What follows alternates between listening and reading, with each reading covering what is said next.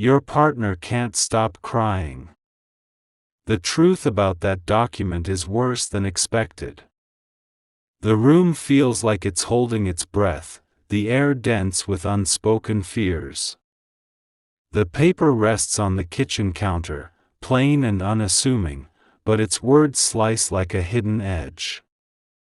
It's not just a document, it's a carefully laid trap, written in ink that carries the weight of someone's calculated intent. Your partner's hands hover near it, trembling, as if touching it again might pull them back into the moment it first unraveled them. Their tears fall silently, each one a piece of a truth they can't yet voice. Someone planned this, and the sharpness of that realization is what's breaking the stillness tonight. The document arrived on a quiet afternoon, slipped into your mailbox in an envelope that felt too heavy for its size. You remember the way it resisted opening, the tape clinging stubbornly to the flap. When you finally got it open, the words hit you like a language you didn't speak, formal, cold, precise. At the bottom, a signature caught your eye, your name, but not your hand. It was eerily close, like someone had studied your writing, practiced the slant of your letters until they could pass as you. Your partner saw it first and tried to brush it off, their voice light, saying it was probably a clerical error. But their eyes betrayed them, heavy with something they weren't ready to share. The night stretches long now, each second heavy as you sit across from each other under a flickering light. Shadows pool in the corners, hiding questions that are only starting to take shape. Your partner wipes their eyes, but the tears keep coming, quiet and persistent. They're not crying for themselves, they're crying because they saw the danger before you did and didn't know how to stop it. They read the first line days ago and felt the ground shift beneath them. They wanted to protect you, to keep this storm at bay, but it was already here, sealed inside that envelope, waiting to strike. The first page is a blueprint of someone's scheme. It talks about choices you never made, rights you never surrendered. It uses your name like a key, unlocking doors you didn't know existed. There's a date stamped on it, so recent it makes your pulse quicken. You think back to that week, to days you thought were ordinary. The phone calls you let go to voicemail, numbers you didn't recognize. The unfamiliar car that idled too long outside your house. The way your partner started checking the locks twice, their hands unsteady. You didn't notice then, but you see it now, small signs, like whispers of a truth you weren't ready to hear. Your partner tries to speak, but their words fracture. They murmur apologies, repeating them like a mantra, as if saying it enough will undo the damage. They tell you about a meeting they went to, thinking it was routine, a quick signature, a nod, a promise of something simple. But the room moved too fast, papers sliding across the table like pieces in a game they didn't know they were playing. They signed something, they say, but not this, not the document that now sits between you, claiming things it has no right to claim. They didn't know it would come to this, didn't know it would hurt you. But the hurt is here, heavy and unyielding. The paper bears a green stamp, bold and official, but something about it feels off. It's too pristine, too confident, like it's trying to convince you it belongs. You hold it to the light and see the edges don't align properly. The seal is flat when it should be raised, the ink too vivid for something meant to last. Your partner watches you, their breath uneven, waiting for you to decide what comes next. You're still piecing together the shape of this problem, but you know it's no mistake.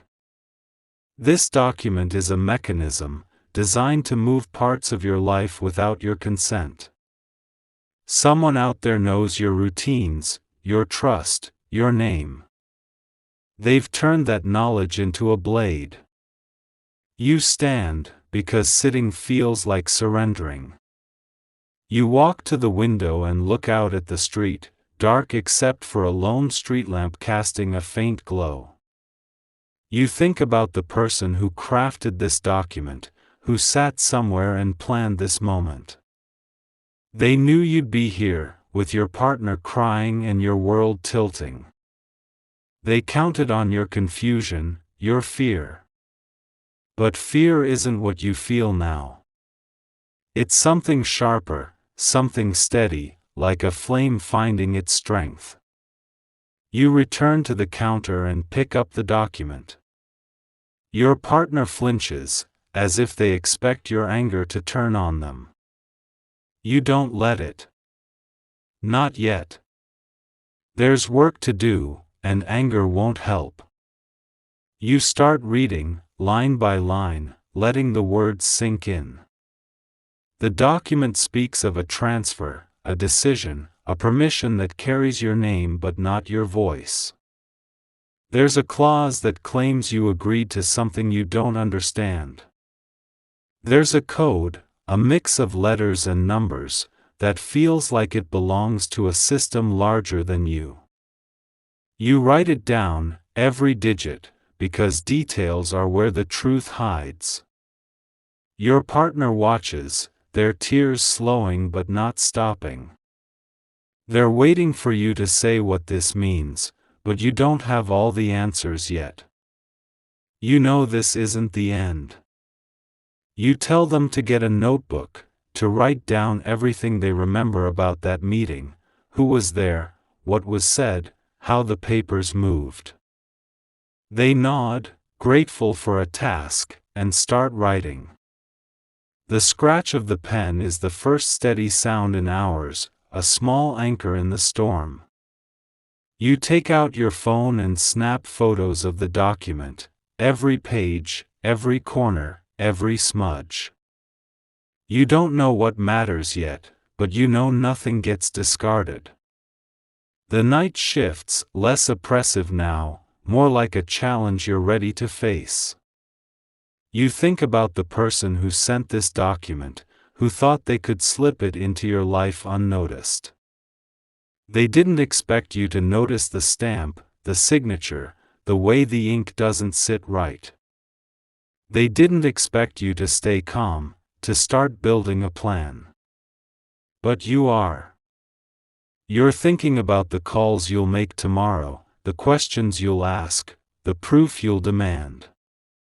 You're thinking about the neighbor who saw a strange car last week, parked too long across the street. You're thinking about the security camera at the corner store, the one that might have caught something. Your partner finishes writing and slides the notebook toward you. It's messy but honest, names, times, a description of a man in a dark jacket who spoke too fast. You read it and feel the pieces start to connect, not enough to see the full picture, but enough to know there's a picture to find. You tell them to keep writing, to add anything else they recall, no matter how small. They nod, their hands steadier now. You see they're trying to rebuild something, trust, maybe, or themselves. You're not ready to forgive yet, but you're ready to work together. You return to the document, to the second page. It's where the plan becomes clearer. It's not just about you, it's about a chain of actions, each one leading to the next, guiding you to a place you were never meant to go. There's a name you recognize, someone you trusted, someone who sat across from you at a cafe and asked about your plans. Their initials are tucked in a margin, small but deliberate. Your chest tightens, not with pain, but with clarity. Betrayal doesn't always come from strangers, it often comes from those who know how to say your name softly. You don't let the feeling take hold. You write the name down, underline it, and move on. There's a timeline in the document, a series of dates that don't align with your life. One is from a day you were at a meeting, another from a weekend when you were visiting family. You mark them, because lies crumble when you tug at their edges. You tell your partner to check their phone, to look for texts or emails from that week. They find one, a short, vague message from an unknown number, asking them to confirm a time and place. You save it, because it's another piece, another step toward the truth. The light flickers, and you both look at it, as if it's trying to speak. You stand and adjust it, because small things matter. You pour water for both of you, because this is a long fight. Your partner drinks and starts talking again, their voice stronger now.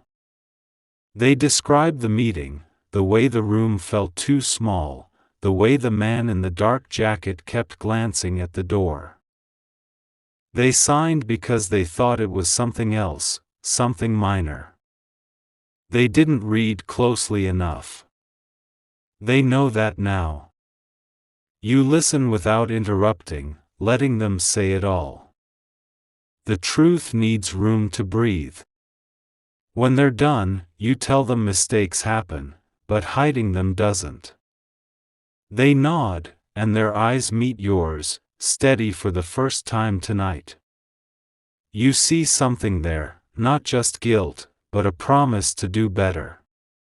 You don't fully trust it yet, but you trust their effort. That's enough for now.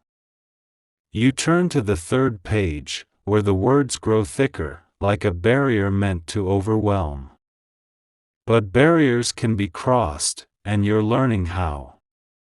You read slowly, marking phrases that feel wrong, clauses that don't fit.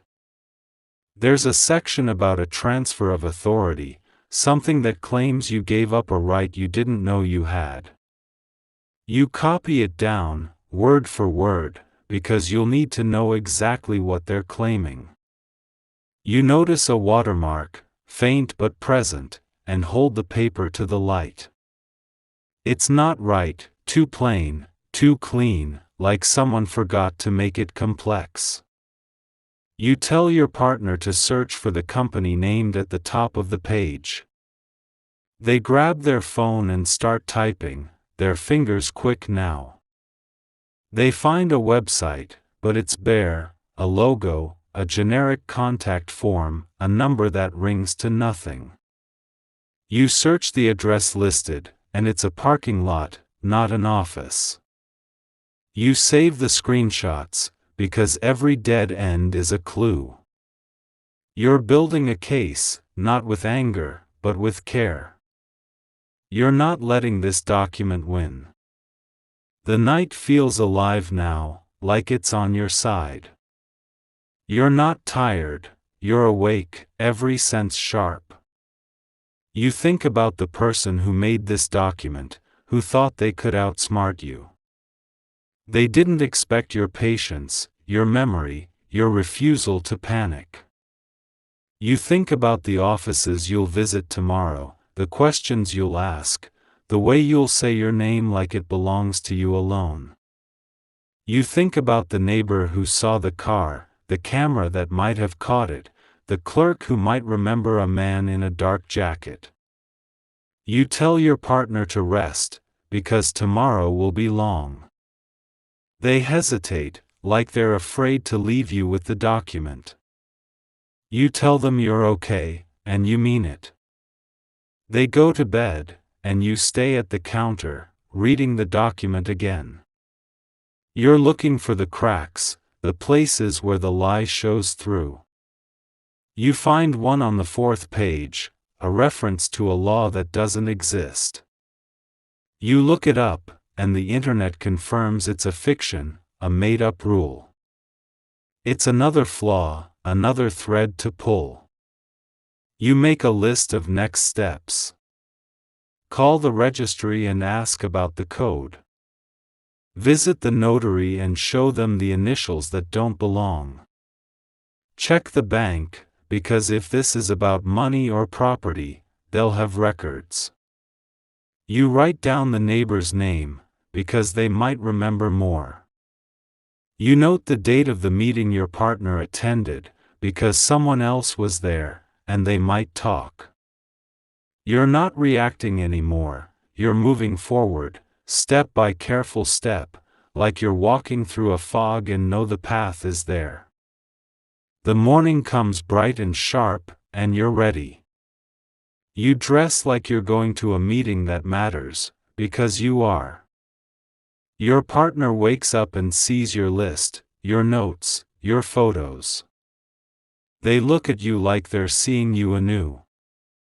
They don't cry now, but their eyes are clear, focused. They ask to come with you, and you say yes, because this isn't just your fight. It's theirs too, and they're learning how to stand in it. The registry office is busy, but you wait patiently. You have the document in a clear sleeve, the photos on your phone, the notebook in your bag. When it's your turn, you hand the document to the clerk and watch their face. They check the code, frown, and tilt the page. They don't say much, but their silence speaks volumes. They take it to a back room and return with a supervisor, someone who looks at you like they've seen this before. They ask for your ID, and you hand it over, calm and sure. They type, and their frown deepens. The code isn't in their system. The document doesn't exist where it should. They ask you to wait while they make a call. You sit, and your partner sits beside you, their hand close but not touching. You don't need words, because the truth is doing the talking now. The clerk returns with a form, asks you to fill it out, to write down everything you know. You do, carefully, every detail, every date, every name. You hand it back, and they give you a case number, a piece of paper that feels like a shield. They say they'll investigate, that this isn't new to them. You thank them, and your partner does too, their voice soft but steady. The notary's office is next, small and quiet, with a desk that smells like old wood.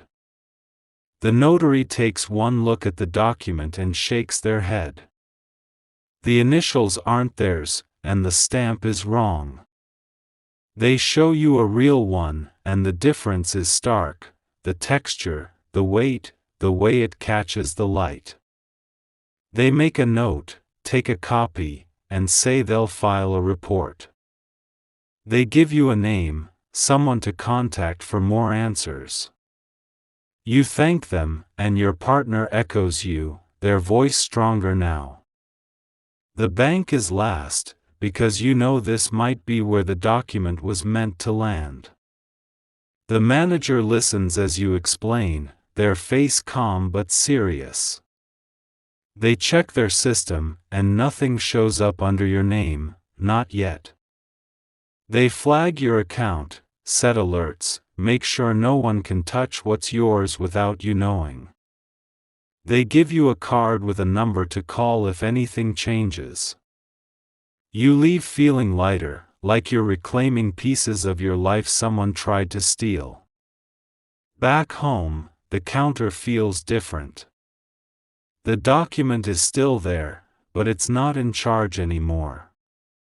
You've got a case number, a report, a plan. Your partner looks at you and apologizes again, but this time it's not just words. They're writing down what they'll do differently, ask questions, read carefully, pause before signing. You're not ready to forgive yet, but you see a path to it. You see a path to a lot of things. The days that follow are busy but not frantic. You make calls, send emails, visit offices. You talk to the neighbor, who remembers more, a license plate, a time, a man in a dark jacket who looked at your house too long. You check the corner store camera, and there he is, blurry but real, walking past with a folder under his arm. You save it, because it's another piece, another step. You're not just fighting a document, you're fighting a story someone tried to tell about you, and you're telling it back the right way. A call comes one day from the person behind the name you recognized. Their voice is smooth, like they're offering you peace. They call it a misunderstanding, a clerical error, nothing to worry about. You listen but don't agree. You ask for proof, for records, for names. Their tone shifts, gets sharper, but you don't flinch. You tell them you have a case number, a report, a folder of evidence. You tell them you're not signing anything until the truth is in writing. They hang up, and you know they won't call again. The document starts to lose its power. It's still there, in its sleeve, in its folder, but it's not a threat anymore. It's a puzzle you're solving, piece by piece. You and your partner work together now, cross-checking notes, asking questions, building something stronger. You're learning to trust again, not because it's easy, but because it's worth it. You're learning to fight, not with anger, but with clarity. You're learning to protect what's yours. The weeks turn into months, and the case moves forward. The registry confirms the document is a fraud, the notary files their report, the bank keeps your account safe. You meet with someone who knows how to handle cases like this, who looks at your folder and nods, impressed. They tell you you're not alone, that this happens more than people think, that you're doing it right. They give you steps, options, a map to follow. Your partner cries less now, and when they do, it's different, not fear, but relief, growth, strength. You cry sometimes too, but it's not about the document. It's about what you've carried, what you've overcome. You're not just surviving, you're building a life where no one can use your name without your consent, where no one can slip a paper into your world and expect you to miss it. The counter where it started is still there, still solid. You eat meals on it now, talk about small things, laugh sometimes. The document is in a folder, in a drawer, behind a lock. It's evidence now, not a weapon. You've got other folders, labeled with dates and plans and promises. You've got a notebook full of questions you know how to ask, a phone full of numbers you know how to call. You've got a partner who's learning to stand with you, not just beside you. The night doesn't feel heavy anymore. It feels steady, like a pulse you can trust. You check the locks, the windows, the files, because that's what you do now. You don't live in fear, you live in readiness. The document tried to change you, but it didn't. It made you sharper, stronger, surer. It made you someone who reads every line, asks every question, and knows their own name better than anyone else ever will. You think about the person who crafted this document, who thought they could outsmart you. They didn't expect you to notice the stamp, the signature, the watermark. They didn't expect you to take photos, make lists, call offices. They didn't expect you to stay calm, stay steady, stay sure. They didn't expect you to win. But you did.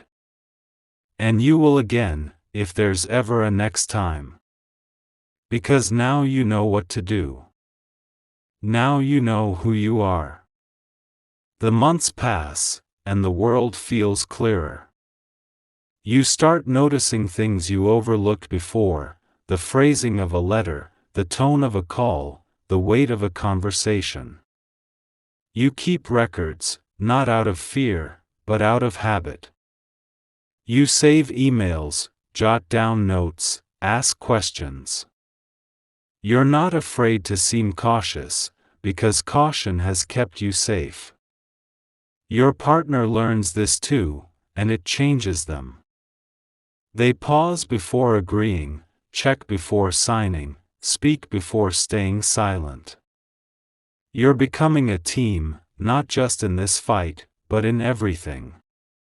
You visit the registry again, not because you need to, but because you want to be sure.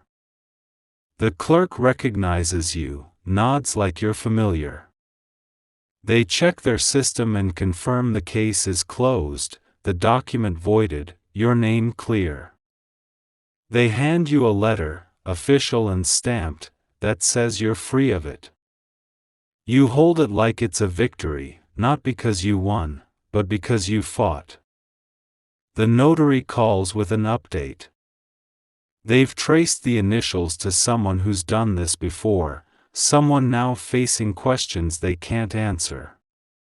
They thank you for your photos, your notes, your patience.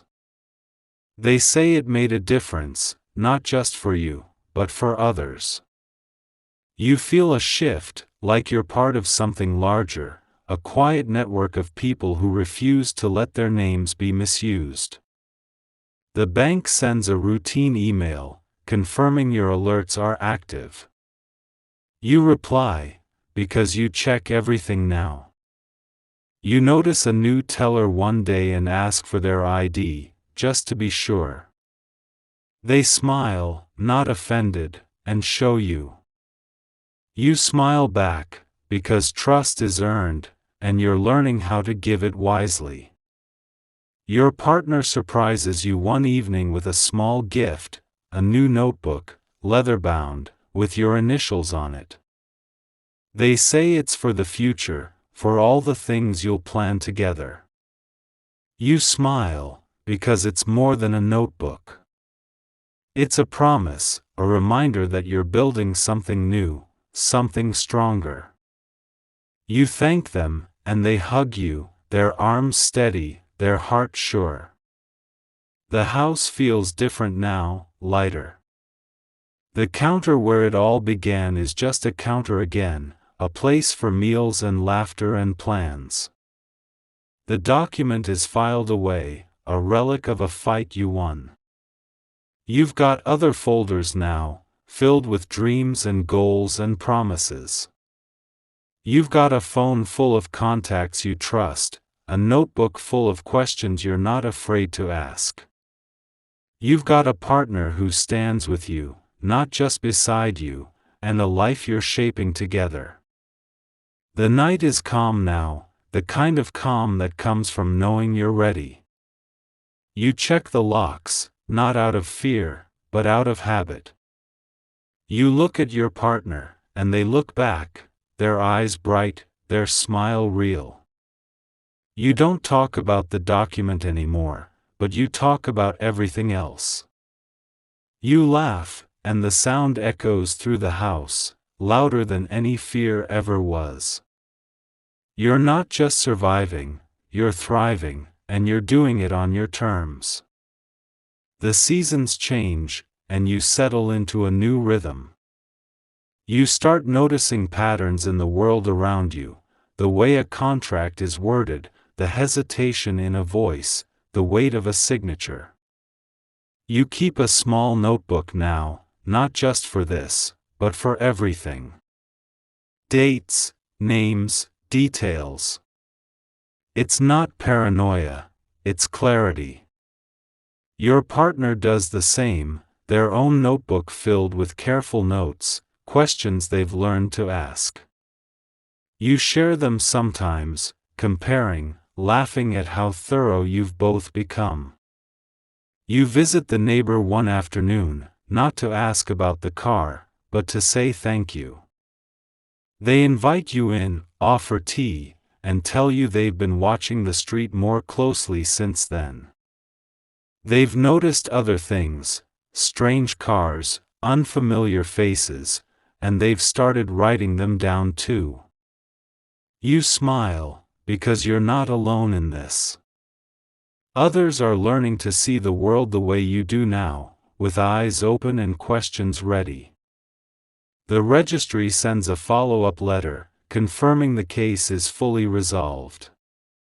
They include a pamphlet about protecting your identity, and you read it, not because you need it, but because you want to understand more. You share it with your partner, and you talk about what you've learned, how to spot a fake, how to question a process, how to stand your ground. It's not just about this document anymore, it's about being ready for anything. The notary calls again, months later, with news. The person behind the initials has been caught, linked to other cases like yours. Your evidence helped, they say. Your photos, your notes, your refusal to let it go. You feel a quiet pride, not in winning, but in doing the work. You thank them, and they thank you back, their voice warm with respect. The bank becomes a familiar place, not because of trouble, but because you check in regularly. The manager knows your name now, nods when you walk in. They tell you your account is secure, your alerts active, your name protected. You thank them, and they smile, because they know what you've been through. You're not just a customer, you're someone who fought and won.